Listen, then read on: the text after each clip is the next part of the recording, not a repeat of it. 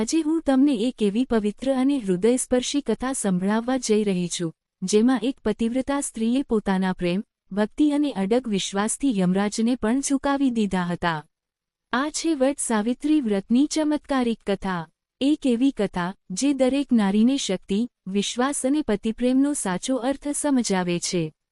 કહેવાય છે કે જે સ્ત્રી શ્રદ્ધા અને ભક્તિથી વટ સાવિત્રીનું વ્રત કરે છે, તેના જીવનમાં અખંડ સૌભાગ્ય, સુખ, શાંતિ અને પરિવારનું કલ્યાણ થાય છે.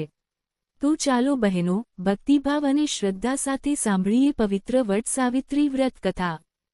ઘણા વર્ષો પહેલાની વાત છે. અશ્વપતિ નામનો એક રાજા હતો. તેની રાણીનું નામ વૈશાલી હતું. રાજા અને રાણી ખૂબ દયાળુ અને પ્રજાવત્સલ હતા, પરંતુ તેમના જીવનમાં એક મોટું દુઃખ હતું. તેમને સંતાન નહોતું. એક દિવસ મહેલમાં એક મહાત્મા પધાર્યા. તેમણે રાજા રાણીનું દુઃખ જાણીને કહ્યું કે જો તમે માતા સાવિત્રીનું વ્રત અને આરાધના કરશો તો તમારી મનોકામના પૂર્ણ થશે. રાજા રાણીએ સંપૂર્ણ ભક્તિથી માતા સાવિત્રીની ઉપાસના શરૂ કરી. થોડા સમય પછી માતા પ્રસન્ન થયા અને આશીર્વાદ આપતા કહ્યું, તમારા ભાગ્યમાં પુત્ર નહીં, પરંતુ એક દિવ્ય ગુણવાળી પુત્રી છે, જે તમારું નામ આખી દુનિયામાં રોશન કરશે. થોડા સમય પછી રાણી વૈશાલીએ એક સુંદર પુત્રીને જન્મ આપ્યો.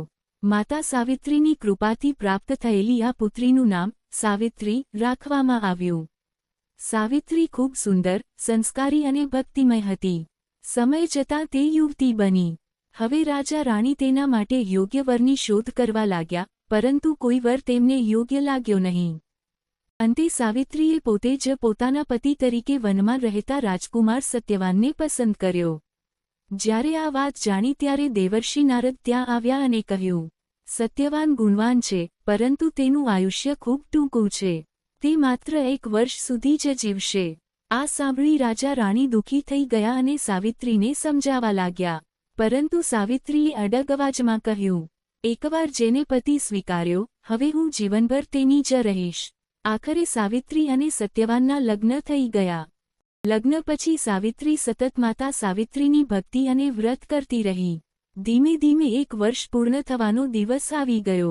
એક દિવસ સત્યવાન જંગલમાં લાકડા કાપવા ગયો અને સાવિત્રી પણ તેની સાથે ગઈ. અચાનક સત્યવાનને ચક્કર આવ્યા અને તે બેભાન થઈ જમીન પર પડી ગયો. એટલામાં ત્યાં યમરાજ પ્રગટ થયા અને સત્યવાનના પ્રાણ લઈ જવા લાગ્યા. પણ પતિવ્રતા સાવિત્રી યમરાજ પાછળ ચાલવા લાગી. યમરાજે ઘણું સમજાવ્યું, છતાં સાવિત્રી પાછી ન વળી. તેની ભક્તિ, બુદ્ધિ અને પતિપ્રેમ જોઈ યમરાજ પ્રસન્ન થયા અને એક પછી એક વરદાન આપવા લાગ્યા. સાવિત્રીએ પહેલા પોતાના સસરાને આંખો અને રાજ્ય પાછું માગ્યું, પછી પોતાના માતા પિતાને 100 પુત્રોનું વરદાન માગ્યું. અને અંતે ખૂબ ચતુરાઈથી કહ્યું, મારે પણ 100 પુત્રો જોઈએ, પરંતુ પતિ વગર એ કેવી રીતે શક્ય છે? સાવિત્રીની આ બુદ્ધિ અને પતિભક્તિ જોઈ યમરાજ પ્રસન્ન થઈ ગયા અને સત્યવાનને ફરી જીવનદાન આપ્યું. આ રીતે સાવિત્રીની અડગ પતિભક્તિએ મૃત્યુને પણ હરાવી દીધું. હે સાવિત્રી માતા, જે રીતે તમે સાવિત્રીની લાજ રાખી, તેવી જ રીતે આ વ્રત કરનાર અને કથા સાંભળનાર દરેક ભક્તના જીવનમાં સુખ, શાંતિ અને અખંડ સૌભાગ્ય આપજો. જય સાવિત્રી માતા.